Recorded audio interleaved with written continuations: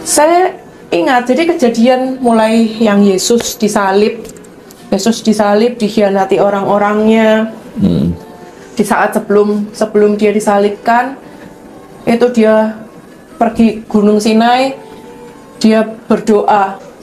Salam sejahtera bagi kita semua, kembali saya. Ya, begitu ya. Selanjutnya, dia tadi mengatakan sebelum disalib, Yesus berdoa di Gunung Sinai.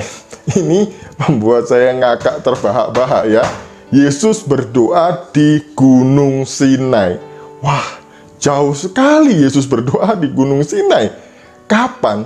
Di Alkitab kok tidak dicatat Yesus berdoa di Gunung Sinai sebelum dia ditangkap? Mari kita bersama-sama melihat di Alkitab. Kita buka di dalam Matius 26 ayat 36.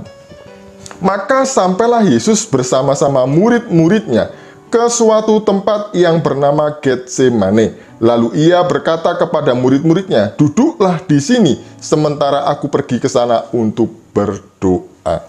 Di mana Yesus berdoa? Di Taman Getsemane. Lah kok jadi pindah ke Gunung Sinai? Padahal lokasinya jauh ya. Taman Getsemane ini adalah sebuah taman tempat pemerasan minyak zaitun di kaki Bukit Zaitun. Lokasinya ada di Yerusalem. Sedangkan Gunung Sinai itu ada di Mesir. Jauh, Mbak. Beda lokasinya. Ini kok mirip Ustadz Kainama ya lama-lama mereka ini ya. Jadi mencocok-cocokkan gitu. Jadi tempat yang satu padahal bukan gitu ya. Jadi disamakan dengan tempat yang lain, padahal juga berbeda. Ya, memang mirip-mirip lah mereka ini ya. Kemudian selanjutnya dia tadi mengatakan, katanya Yesus itu Tuhan. Kok dia ketakutan waktu dia berdoa, peluhnya besar-besar gitu ya. Ada seperti tetesan darah yang berjatuhan gitu ya. Nah, ini adalah orang yang gagal paham mengenai ketuhanan Yesus dan kemanusiaan Yesus. Kalau dia adalah seorang pengurus gereja Katolik, seharusnya dia paham karena pengajaran di gereja Katolik itu sangat baik, bagus. Seharusnya semua jemaatnya paham mengenai dwinatur Yesus, keilahian Yesus dan kemanusiaan Yesus. Perlu diketahui bahwa Sang Firman yang sejak kekekalan ada di dalam Sang Bapa bersama-sama dengan Bapa itu keluar dari Sang Bapa dan menjadi manusia disebut dengan nama Yesus. Jadi dalam keadaannya sebagai manusia, Sang Firman itu punya kodrat ganda, yaitu ilahi dan juga manusia.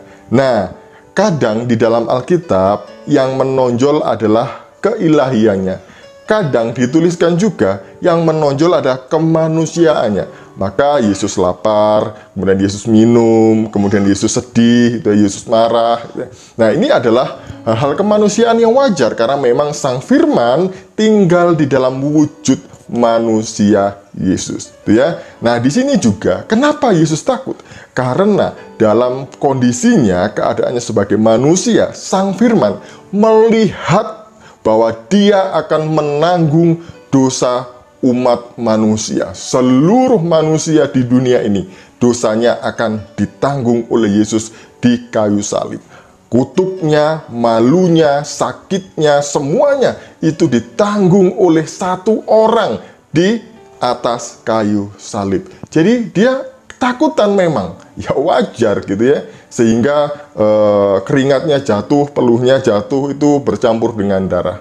Nah, kondisi ini adalah kondisi yang dialami oleh 1 dibanding 1000 orang. Jadi ini kondisi yang memang sangat ketakutan, di mana Yesus itu karena dia takut pembuluh darahnya pecah, darahnya keluar lewat pori-pori bercampur dengan keringat.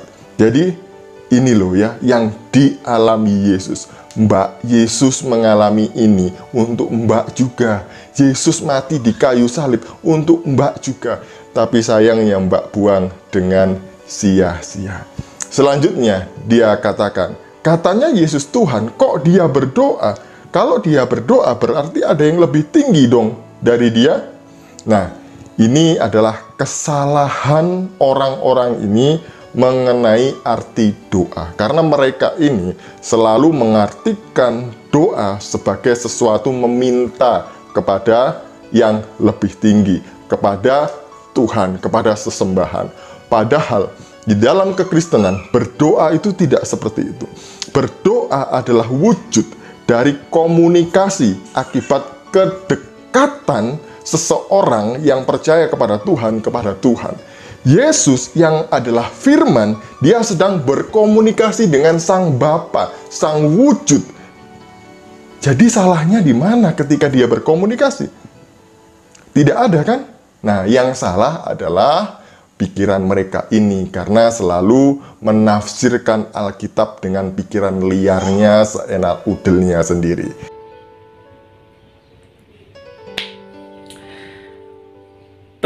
Teman-teman, itulah penjelasan dari apologet Kristen, yaitu D.D. Tully, yang sangat sungguh jelas bahwa kesaksian mukhalaf betina ini adalah merupakan kebodohan publik.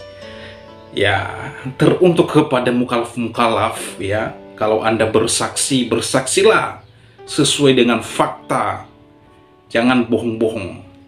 Ya, teruntuk para mukhalaf yang suka ngibul, suka bohong, Amsal 4 ayat 24, buanglah mulut serong daripadamu, dan jauhkanlah bibir dolak-dalik daripadamu.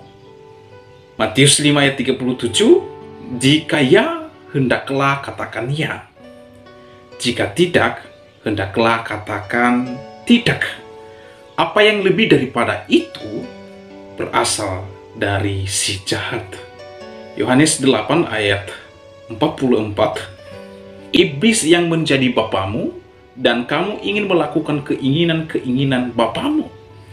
Ia adalah pembunuh manusia sejak semula dan tidak hidup di dalam kebenaran, sebab di dalam dia tidak ada kebenaran. Apabila ia berkata dusta, ia berkata atas kehendaknya sendiri, sebab dia adalah pendusta dan bapa segala dusta. Teruntuk kepada mukhalaf-mukhalaf, jika Anda menyaksikan kesaksian bohong, dusta, maka bapamulah iblis, karena iblis adalah bapa segala dusta. Demikianlah video saya kali ini. Sampai jumpa di video saya selanjutnya. Tuhan Yesus memberkati kita semua. Shalom.